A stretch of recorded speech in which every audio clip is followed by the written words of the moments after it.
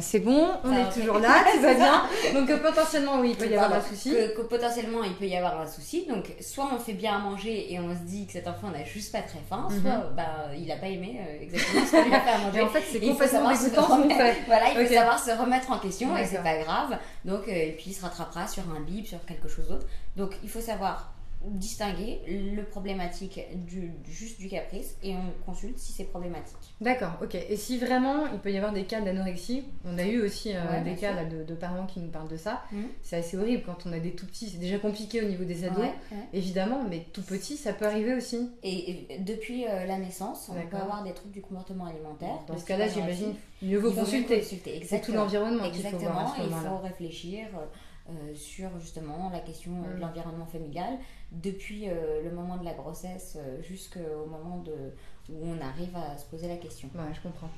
Alors sinon, il y a d'autres cas aussi. Quand l'enfant mange bien, parfois il ne veut manger qu'une seule chose, des frites, des pâtes. Ça arrive. Qu'est-ce qu'on fait? Le McDo. Qu'est-ce qu'on fait aussi? Parce que c'est compliqué, c'est très tentant. C'est un classique. De dire oui. Il y a forcément, on va dire, un moment dans leur vie où leur goût s'est développé plus vers les frites, les pâtes, ce qui est facile et ce qu'on aime de manière un peu générale. Donc l'idée, c'est de ne jamais céder à ce caprice. Jamais. Never. On ne reste pas sur cette facilité. Évidemment, c'est 10 fois plus facile d'acheter un paquet de frites qu'on fout au four ou de faire des pâtes en 2 secondes.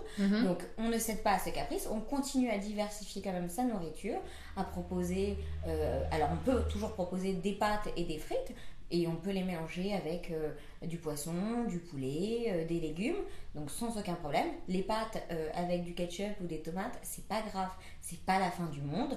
On arrête toujours de se mettre la pression, donc tout ça est complètement faisable. Maintenant, si on arrivait déjà à un point entre guillemets de non-retour où l'enfant ne fait que manger des pâtes parce qu'on a cédé justement à ce caprice et que là on est en train de regarder la vidéo, on se dit mais moi c'est déjà trop tard, et bien à ce moment-là il vaut mieux consulter et essayer de reprendre un petit peu la diversité. Est-ce que ça peut être aussi un moment où on se dit dans la semaine, ok, tu auras ce repas, ça sera ton moment, mais il faut aussi équilibrer, ça peut être aussi un échange et essayer de mettre ça un peu comme, pas une récompense parce que le mot est peut-être pas approprié. Alors on essaye de pas challenger la nourriture comme étant une récompense ou une punition. Parce que ça aussi on a eu des questions. Voilà, donc la nourriture n'est pas une question de récompense ou de punition, sauf si on veut créer derrière justement un trouble alimentaire pour plus tard, mais la nourriture peut être une source justement, alors pas de négociation mais plutôt de discussion où on dit voilà, moi aussi j'aimerais bien manger du Nutella tous les jours. C'est ce que tu me disais quand on préparait effectivement le live, mais c'est vrai, on adorerait pouvoir manger du Nutella et du caviar tous les jours,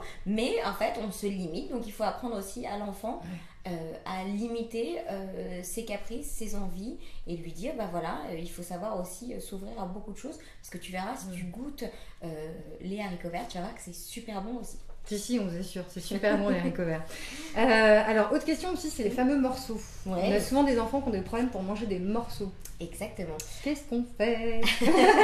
Alors, les morceaux, ça va dépendre aussi de l'âge. Donc, si c'est juste au moment de l'introduction de l'alimentation, on peut se dire que l'enfant n'est pas prêt et réessayer un petit peu plus tard. Il y a plusieurs questions pour lesquelles il pourrait ne pas être prêt, qui pourraient être l'enfant a du mal à finalement digérer et à déglutir, donc c'est complètement normal. Il peut ne pas avoir encore ses dents, donc c'est peut-être un peu difficile. C'est difficile s'il n'y a pas de dents, c'est sûr. C'est un peu dur, mais ils sont quand même capables. Donc après, c'est aussi à l'enfant de faire son choix. Maintenant, il y a des enfants qui n'aiment pas aussi la texture en fait des morceaux. Donc l'idée, c'est de se dire, on va séparer la texture lisse, un peu de type purée avec les morceaux, et dans ce cas-là, en fait, ça permet de montrer la différence entre l'un et l'autre et qu'ils puissent faire ce choix et se diriger vers les morceaux quand ils se sentiront prêts. D'accord. Mais il faut vraiment jamais forcer un enfant, parce que derrière, ça peut justement devenir problématique. Et si justement, alors on voit bien les transitions entre le biberon et justement l'alimentation solide, comment on fait si l'enfant refuse justement de passer à cette alimentation plus variée? On attend, on prend son temps. Un enfant peut prendre son temps et il peut prendre son temps pour marcher, pour être propre, pour l'alimentation.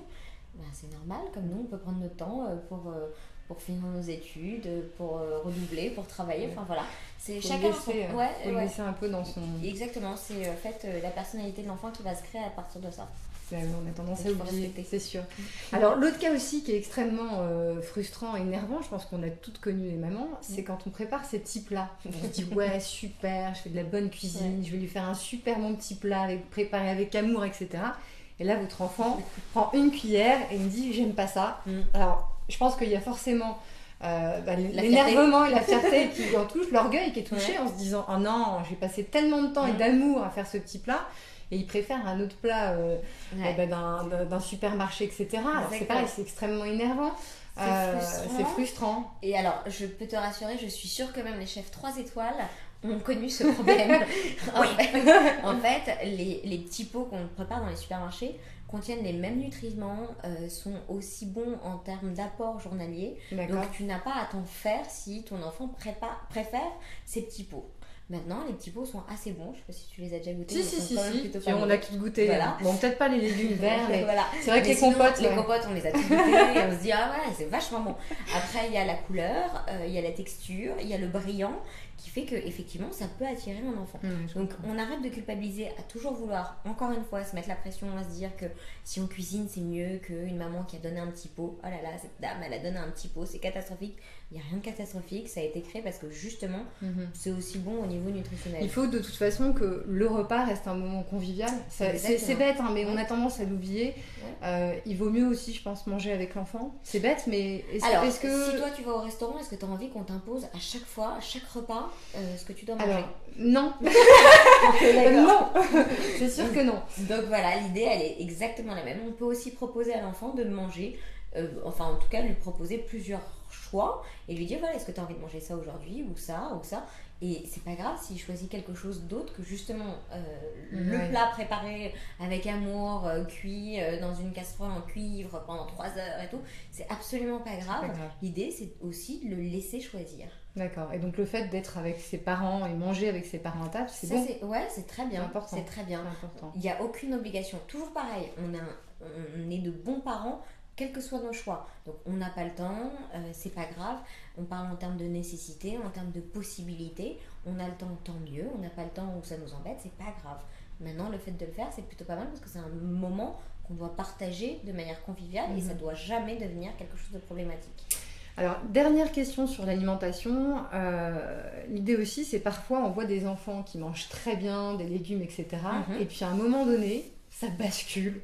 Le côté obscur arrive, où là, finalement, ils n'ont plus du tout envie de manger tout ce qui est vert. Voilà, c'est un peu la phobie du vert, du petit monstre. Alors, qu'est-ce qu'on fait? On attend que ça passe? Toujours pareil, c'est un peu comme les pâtes. C'est-à-dire qu'on ne cède pas à ces fameux caprices. On dit, écoute, regarde, il y avait des choses... En fait, le goût de l'enfant a été déjà créé à ce moment-là. Donc, quand ils disent non, c'est parce que j'aime pas, c'est pas vrai s'ils l'aimaient avant. D'accord.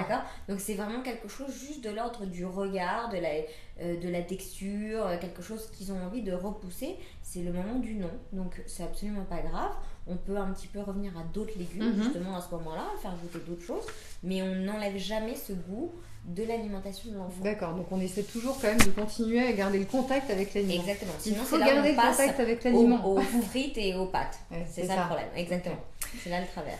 Alors, on va passer maintenant à la partie sommeil. Et là, on pouvait passer une nuit entière à en parler.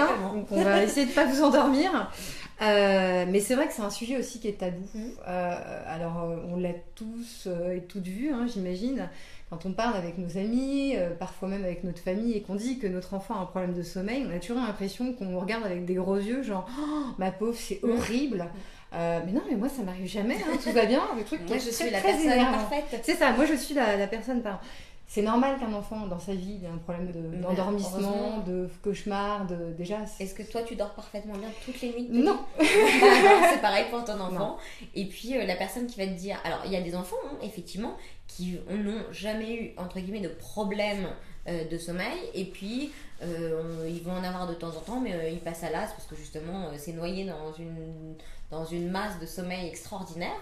Et puis il y a des parents qui vont un petit peu entre guillemets embellir la réalité et qui vont te dire mais moi mon enfant dort tellement bien parce qu'en fait c'est toujours pareil, on a envie de montrer en fait notre enfant est le reflet de notre perfection. Donc on a envie de dire que notre enfant est parfait, histoire de montrer que nous on est des parents parfaits. Donc faut pas se fier à ça, faut se dire que ouais, non, tout le monde c'est pas vrai, il y en a qui mentent. Voilà, tout le monde peut connaître ce moment de doute, de fatigue intense où en pleine nuit on a envie d'arracher les yeux de son enfant. Ça arrive, c'est normal. Voilà. Ok, alors justement, si il refuse d'aller dans son lit, qu'est-ce qu'on fait? Toujours pareil. On va pas laisser dormir dans le salon, non. etc. Donc toujours pareil, on distingue le caprice des vraies angoisses. Donc pareil, d'abord on lui pose des questions. Le mieux c'est toujours pendant la journée parce que le soir il y a des angoisses qui arrivent. Donc l'idée c'est de pouvoir être quand même dans une discussion un peu objective. Donc on va lui demander véritablement pourquoi il n'a pas envie de dormir dans sa chambre.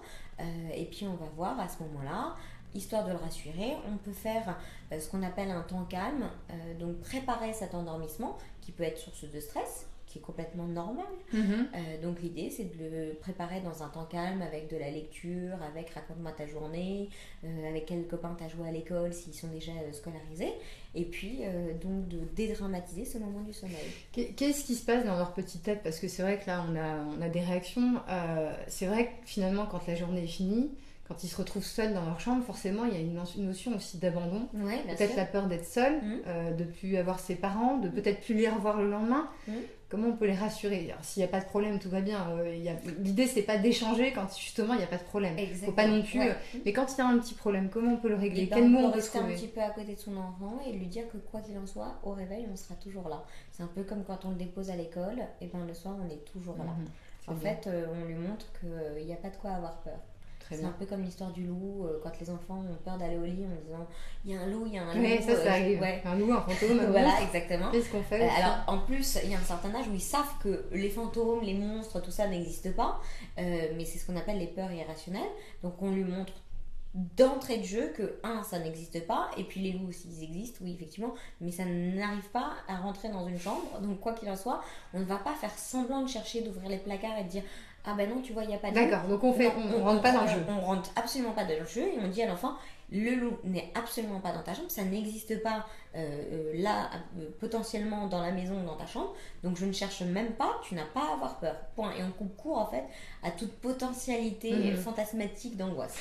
Voilà. Et on peut dire des histoires aussi, évidemment, ça aide dans la construction. Complètement, et des histoires positives pour l'aider à trouver une piste d'endormissement ou raconte-moi ta journée, comment ça s'est passé. En fait, ça va lui permettre de partir dans ses fantasmes et dans le rêve. Dans l'imaginaire. Exactement. D'accord. On peut laisser aussi une petite veilleuse, j'imagine, pour le rassurer. C'est pas un problème. Ah oui, il n'y a aucun souci. Si l'enfant demande une veilleuse, on laisse une veilleuse. Bon, très bien. Alors, on laisse pas un spot de lumière non plus, le flash. Les lampes UV, c'est gentil, mais non. Non, l'enfant se réveille le lendemain hyper bronzé. Donc, non, ça on va éviter. Exactement, non, on va éviter. Mais parce qu'en fait, ça va agir sur le côté neuronal, donc comme un excitant. Donc, on va pas faire une lumière qui va être trop forte non plus, et pas non plus directement viser sur le regard.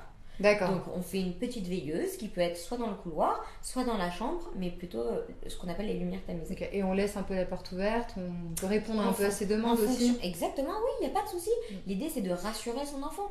Donc on ne rentre pas dans le côté capricieux de je veux me relever 50 fois, je vais te faire un bisou, je vais aller aux toilettes, je peux parler, je veux te raconter un secret, ça jamais. Mais en revanche, le côté j'ai peur, j'aimerais bien que tu laisses la lumière un peu allumée, j'aimerais bien que tu laisses la porte un peu ouverte, enfin, ça complètement, il n'y a aucun souci.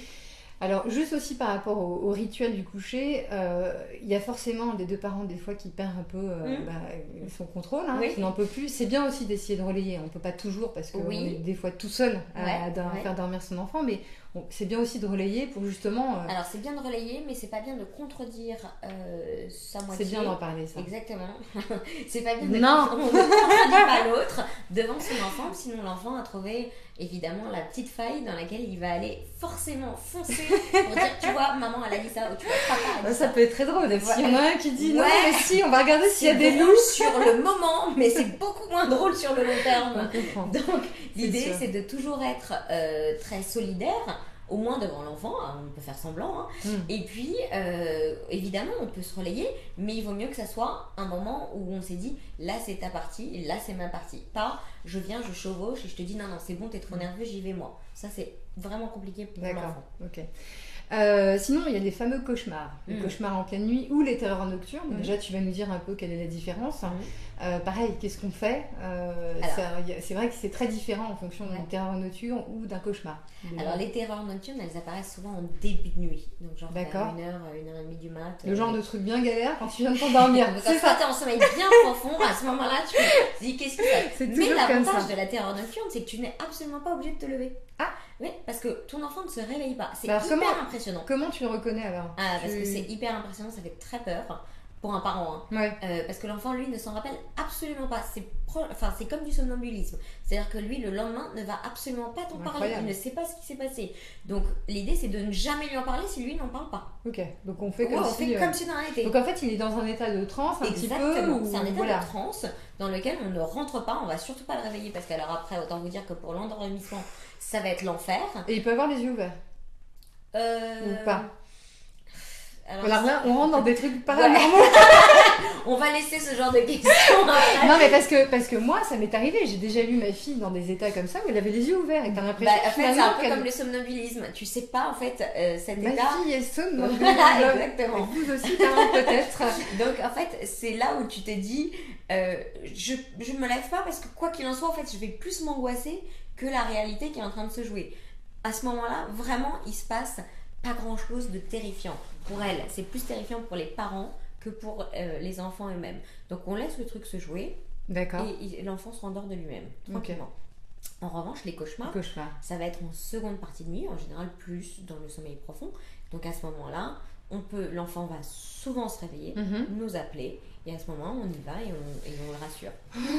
Mais comment on fait quand on n'en peut plus, quand on est crevé, quand on... Ben ouais, ça peut arriver. Quand ça revient de manière beaucoup trop fréquente, l'idée c'est de consulter parce que ça veut dire qu'il y a un petit souci. Il y a quelque chose. Soit il y a quelque chose qui arrive pendant 3 jours et on se dit bon on laisse tomber, il y a eu quelque chose qui s'est passé à l'école ou avec les copains, enfin n'importe.